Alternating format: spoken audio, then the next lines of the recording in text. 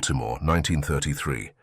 While America drowns in the Great Depression and Europe watches the rise of a dark shadow called Adolf Hitler, a young woman named Virginia Hall sits in an office at the State Department, facing yet another rejection. Not for lack of competence, not for lack of languages. She speaks French, German, Italian, and Spanish fluently. The rejection comes for a simpler, more brutal reason. She is a woman. And in the diplomatic world of the 1930s, that alone is disqualifying. But Virginia doesn't accept defeat easily. Raised in a wealthy Baltimore family, educated at the best universities in Europe, she always knew she was destined for something greater than tea parties and social conventions. Diplomacy was her dream, representing her country abroad, negotiating treaties, building bridges between nations. That was her purpose. Until a hunting accident in Turkey changed everything.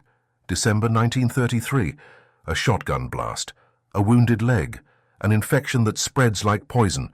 The doctors try everything, but there's no alternative. Amputation below the knee.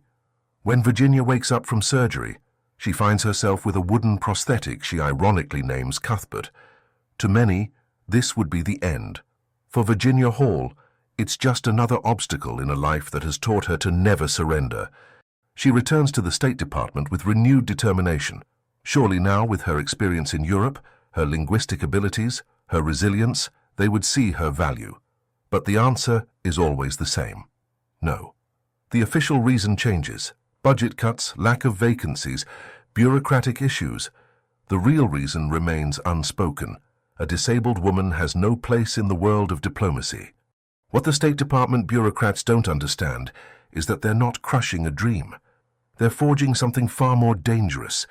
Each rejection feeds a fire inside Virginia. Each closed door strengthens her resolve. If America doesn't want her talents, someone else will. Europe erupts in flames. Hitler invades Poland. France and England declare war. Virginia, now working as a clerk at the American embassy in Warsaw, watches the Nazi war machine advance with terrifying efficiency. She sees the refugees, the destruction, the fear in people's eyes, and she makes a decision that will change her life forever. She quits her safe job, leaves the diplomatic career that never wanted her, and volunteers to work in France, not as a diplomat, but as an ambulance driver for the French army. It's dangerous, unglamorous work. But for the first time in years, Virginia feels she's exactly where she needs to be. On the muddy roads of France, dodging German bombs, transporting wounded soldiers, Virginia discovers something about herself. The wooden leg that was supposed to limit her becomes proof of her resilience. The diplomatic rejection that was supposed to discourage her becomes the fuel for her courage. And the invisibility imposed by society, being a woman, being disabled, being underestimated, becomes her greatest weapon. Because while the world sees an ambulance driver with a limp, Virginia Hall is learning the geography of France, studying German military movements, building relationships with resistance members. She doesn't know it yet, but she's preparing for a role that will make her legendary. The Invisible Woman is about to become the most dangerous spy in Europe. May 1940. France collapses in 46 days. The invincible French army, with its concrete fortifications and military pride, crumbles before the German blitzkrieg like a sandcastle facing the tide. Virginia Hall watches Paris fall from a distance, her ambulance still covered in the dust of retreat. The world she knew disintegrates in weeks. Millions flee south. The government surrenders, and Virginia faces a choice: return to America and safety, or stay and fight. She chooses to fight, but not with weapons she doesn't have, not with an army that no longer exists. Virginia Hall will fight with something far more powerful: information. In London, while organizing her escape from occupied France, she's approached by a man who seems to know more about her than he should. He works for an organization that officially doesn't exist, the Special Operations Executive, SOE, Churchill's secret agency, created with a single mandate: set Europe ablaze. They need people who speak perfect French, people who know the country, people brave enough, or crazy enough, to return to Nazi-occupied territory, and most importantly, they need people the Germans would never suspect. A disabled American woman officially working as a journalist is perfect. Virginia accepts without hesitation, but accepting is the easy part. The training that follows in the Scottish countryside is brutal, learning to code and decode messages, operating clandestine radios, identifying Gestapo agents, forging documents, and most difficult of all, learning to lie convincingly, to betray without remorse, to kill if necessary. September 1941. Virginia returns to France with false papers identifying her as a correspondent for the New York Post. Her destination, Lyon, the second largest city in France, now under Vichy government control but crawling with German intelligence. Her mission, establish a resistance network from scratch. The first weeks are terrifying. Every knock on the door could be the Gestapo. Every conversation could be a trap. Every person could be an informant. Virginia lives in a small apartment, transmitting coded messages to London at night, interviewing collaborators by day, and slowly, carefully, building her network. She recruits her first agent, a pharmacist who provides medicines to resistance fighters, then a railway worker who reports German troop movements, a forger who creates false documents, a priest who hides British pilots shot down over France. One by one, the pieces of her network fall into place. But building a resistance network isn't like building a business. It's built on trust in a world where trust can kill you. It's organized in a country where organization means leaving traces, and it's led by a woman in a society where men still doubt feminine capacity for strategy and violence. The local resistance members call her La Dame, the lady, a mixture of respect and skepticism. They follow her orders, but question her methods. Until the night of her first sabotage operation, a munitions factory, German guards, high risk. Virginia plans every detail, coordinates 3 resistance cells, and executes the operation with surgical precision. The factory burns for 2 days. The Germans launch a massive investigation. The local resistance gains new members inspired by the success. And Virginia Hall, the rejected diplomat, the disabled woman, the improvised spy, proves that she's exactly what Churchill needs, someone willing to set Europe ablaze. Lyon, winter 1942. While snow covers the streets and the Rhone River freezes at its edges, Virginia Hall builds an invisible empire. Her network, now called Heckler, spreads like roots beneath the city, silent, essential, impossible to destroy without killing the entire tree. But unlike roots, her network doesn't just sustain life, it deals death. Every morning, Virginia wakes up in a different safe house. The wooden leg aches in the cold, but she never complains. Cuthbert has become part of her legend. The resistance fighters joke that even her prosthetic is tougher than most men. She transmits messages to London before dawn, when German radio detection trucks are less active. By 8 she's already in a cafe, pretending to write articles while actually coordinating operations. Her network now includes over 40 active agents, railway workers who sabotage German supply lines, telegraph operators who intercept enemy communications, truck drivers who transport weapons parachuted by the RAF, farmers who hide British pilots in their barns. Each person knows only their immediate contacts. If one is captured, the entire network doesn't fall. It's Virginia's design, cellular, compartmentalized, resilient. The operations multiply. A bridge explodes in Montélimar, delaying German reinforcements. A fuel depot burns in Saint-Étienne. False documents allow dozens of Jews to escape to Switzerland. And most valuable of all, information flows constantly to London. German troop positions, factory production numbers, railway schedules, intelligence that saves thousands of Allied lives. But success attracts attention. The Gestapo knows someone is coordinating these operations. Someone smart, organized, and always one step ahead. They intercept some coded messages, but can't decipher them. They capture some resistance members, but the network continues functioning. They search for the leader but find only shadows, until Klaus Barbie arrives in Lyon. The Butcher of Lyon is the Gestapo's most feared interrogator. A man who doesn't just extract information, he destroys souls. Barbie brings new methods, new technology, new ruthlessness. He establishes a torture center in the hotel terminus, and he makes Virginia Hall his obsession, February 1942. One of Virginia's couriers is captured carrying a coded message. Under torture, he reveals a name, La Dame qui boite, the limping lady. It's enough. Barbie orders wanted posters distributed throughout the region. The description is precise.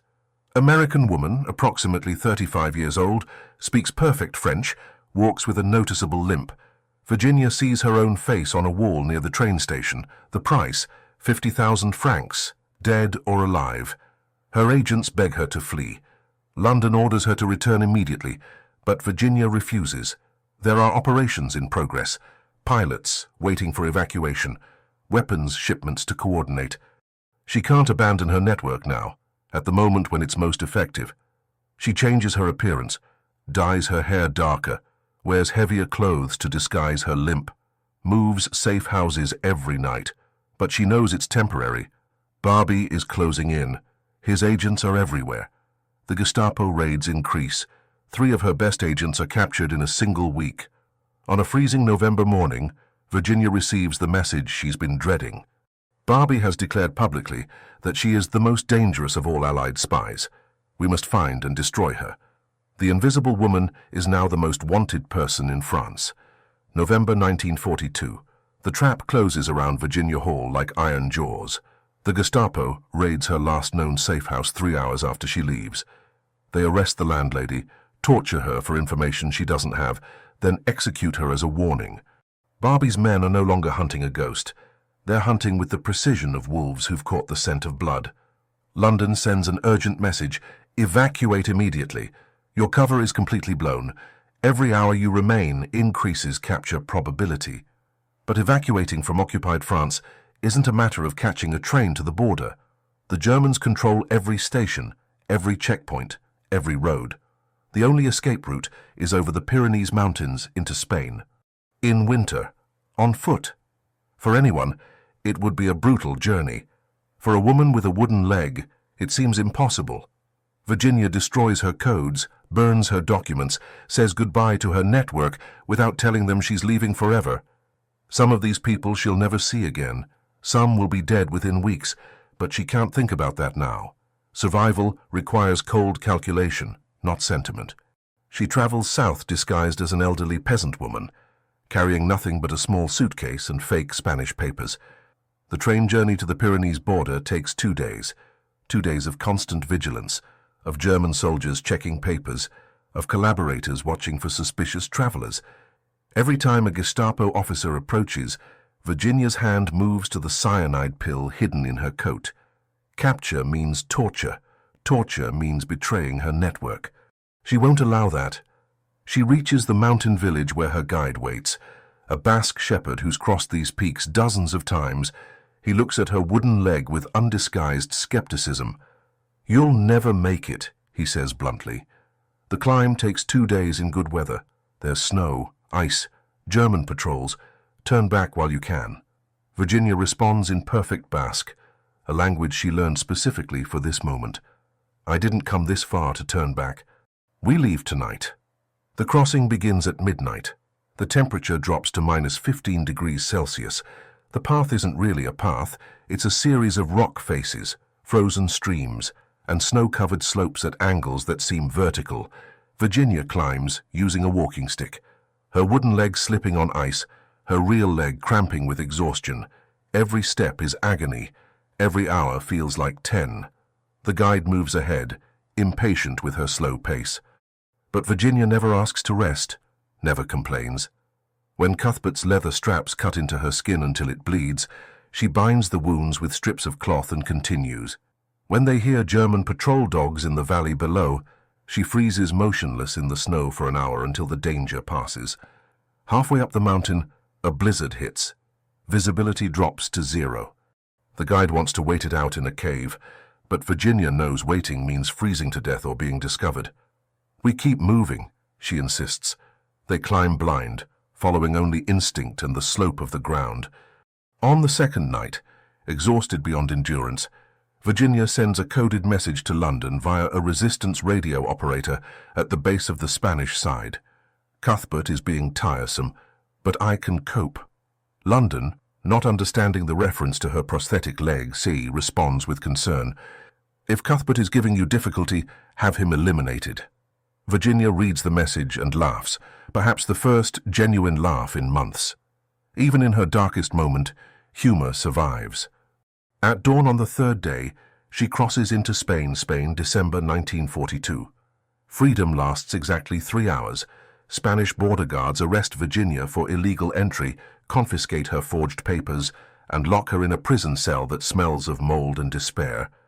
Officially neutral, Spain imprisons escaped refugees in concentration camps where conditions rival German facilities. Virginia faces months, perhaps years, of detention, but she doesn't panic. Instead, she uses weapons more powerful than any gun: her languages, her charm, her diplomatic training that the State Department once deemed worthless. She convinces guards she's a harmless journalist. She bribes officials with promises of American visas. She contacts the U.S. Embassy with fabricated stories about her imprisonment. Within 6 weeks, she's released and crossing into Portugal, January 1943. Virginia arrives in London expecting rest. Instead, she finds a city transformed by war. The SOE wants to debrief her, study her methods, use her experience to train new agents. But Virginia Hall isn't interested in teaching. She wants to return to France. The men in suits smile patronizingly. Your face is too well known. Barbie has your description everywhere. You'd be captured within days. They're right, of course. La Dame qui boite is legendary now. Posters with her description hang in every Gestapo office in France. Returning would be suicide, unless she becomes someone else entirely. Virginia transfers to the American OSS, Office of Strategic Services, the CIA's predecessor. The Americans give her what the British wouldn't: permission to return to France, but only if she can guarantee complete invisibility. So Virginia Hall transforms herself. She studies elderly French peasant women, their posture, their speech patterns, their superstitions. She learns to walk differently, disguising her limp by shuffling like someone with arthritis. She grays her hair, wears thick peasant skirts, adopts the bent posture of rural poverty. The woman who emerges from this transformation is Marcel Montaigne, a 60-year-old deaf peasant from Creuse. Someone so unremarkable that German soldiers wouldn't give her a second glance. March 1944. 3 months before D-Day, Marcel Montaigne arrives in Brittany by submarine. She carries a radio transmitter hidden in a suitcase, coded messages sewn into her clothing, and instructions to prepare the French countryside for invasion. Her mission: coordinate sabotage operations that will prevent German reinforcements from reaching Normandy beaches. The transformation is so complete that even her old resistance contacts don't recognize her. She moves through villages, pretending to sell cheese and milk, actually identifying German positions and railway lines. She transmits intelligence to London every night, changing locations constantly to avoid radio detection trucks. She reconnects with fragments of her old network, those who survived Barbie's purge, and builds new cells. But this time, she doesn't just gather information. She trains guerrilla fighters, teaching farmers to derail trains, teaching housewives to sabotage telephone lines, teaching teenagers to identify weak points in German supply chains. The resistance in central France swells from scattered individuals to organized battalions. The Germans sense something is building but can't identify the source. They increase patrols, conduct more raids, execute more hostages. Yet, the sabotage operations multiply. Railway bridges explode with increasing frequency. Fuel depots burn. Communication lines fail at critical moments. And shuffling through it all, unnoticed and unremarkable, is an elderly deaf peasant woman whom Klaus Barbie would never recognize. The most dangerous woman in Europe has returned as a ghost. June 6, 1944. Dawn breaks over Normandy beaches with the thunder of Allied guns. While thousands of soldiers storm German defenses in history's largest amphibious invasion, 300 miles south in central France, an elderly peasant woman activates her radio transmitter and sends a single coded message: execute.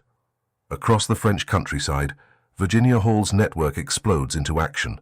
Railway lines detonate simultaneously in 40 different locations. Telegraph poles topple, severing German communications. Fuel trucks burst into flames on country roads.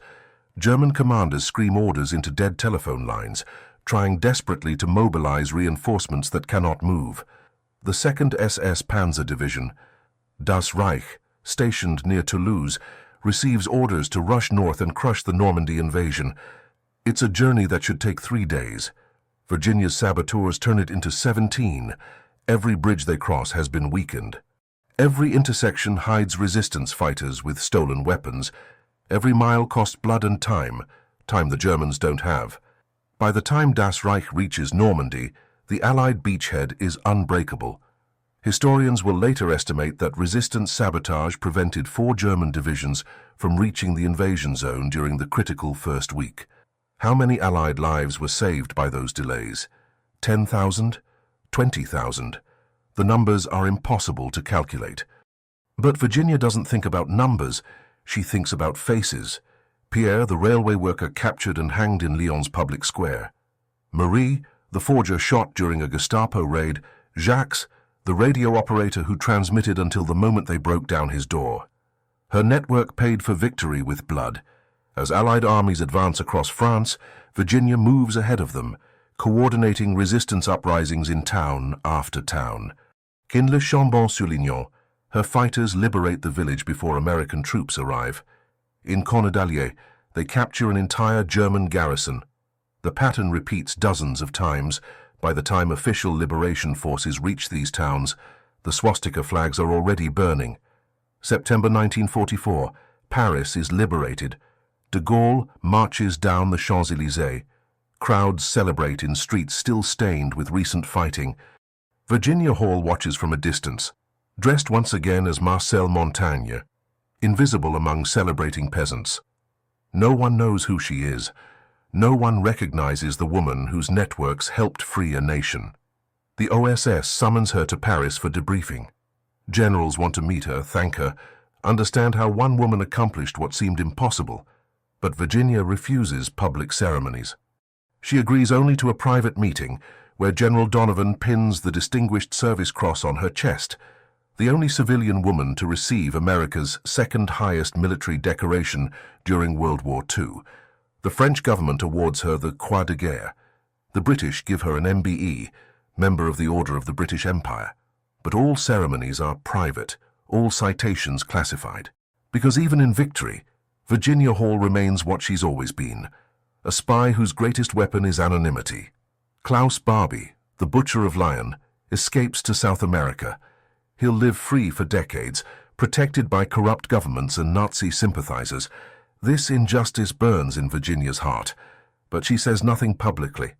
Speaking would mean revealing her wartime activities, compromising methods still in use, endangering agents still in field. So the most dangerous woman in Europe accepts her medals in silence and prepares for the next war, the cold one already beginning in Europe's rubble. Washington, D.C., 1945. While victory parades fill American streets and soldiers return home to ticker tape celebrations, Virginia Hall sits in a quiet office, reviewing intelligence reports from Eastern Europe.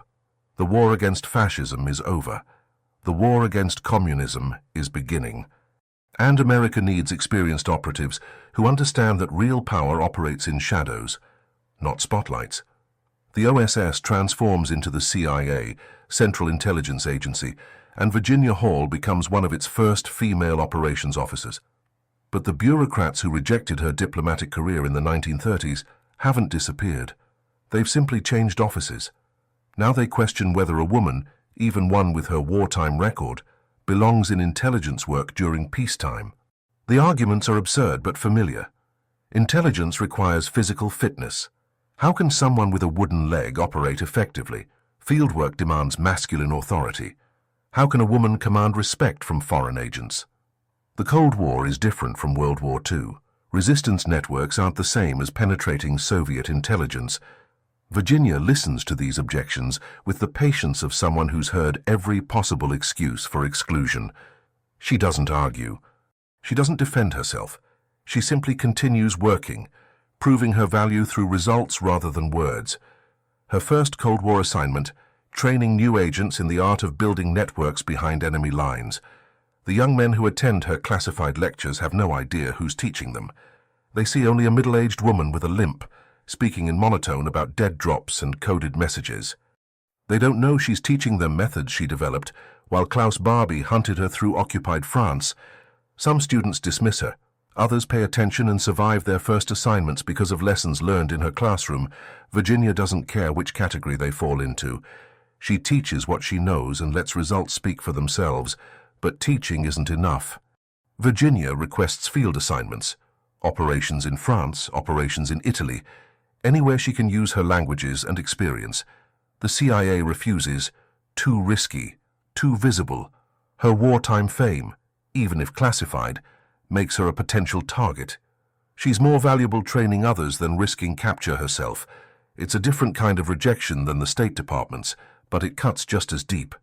Virginia Hall, who coordinated resistance operations across France, who outwitted the Gestapo's best hunters, who crossed the Pyrenees on a wooden leg, this woman is now deemed too fragile for fieldwork, so she accepts desk assignments. She analyzes intelligence from Europe, identifying patterns others miss. She reviews operational plans, spotting flaws that could get agents killed. She becomes the institutional memory of covert operations. The woman colleagues consult when they need to understand how networks really function. The work is important, but invisible. There are no medals for catching mistakes before they become disasters. No recognition for the operations that succeed, because someone in Washington asked the right questions. Virginia Hall saves lives by preventing bad decisions, but those saved lives never know her name. After 21 years with the CIA, Virginia Hall retires at age 60. The ceremony is brief, attended by a handful of colleagues who understand what she accomplished. No press coverage, no public acknowledgement, just a certificate and a pension. She moves to a farm in rural Maryland with her husband Paul Guello, a former OSS colleague who understands the weight of classified secrets. They live quietly, growing vegetables and raising animals, never speaking about the war years even to each other. Neighbors know her only as a pleasant woman who walks with a limp and keeps to herself. Occasionally, young CIA officers visit seeking advice on operations they can't describe. Virginia listens carefully, asks pointed questions, and offers insights drawn from experience they can't imagine. Then they leave, and she returns to her garden, where the only networks she tends grow tomatoes instead of revolution. The world moves on, new conflicts erupt, new heroes emerge, and Virginia Hall, the woman who was once the most dangerous in Europe, fades into the comfortable obscurity she always preferred, almost forgotten but not quite gone.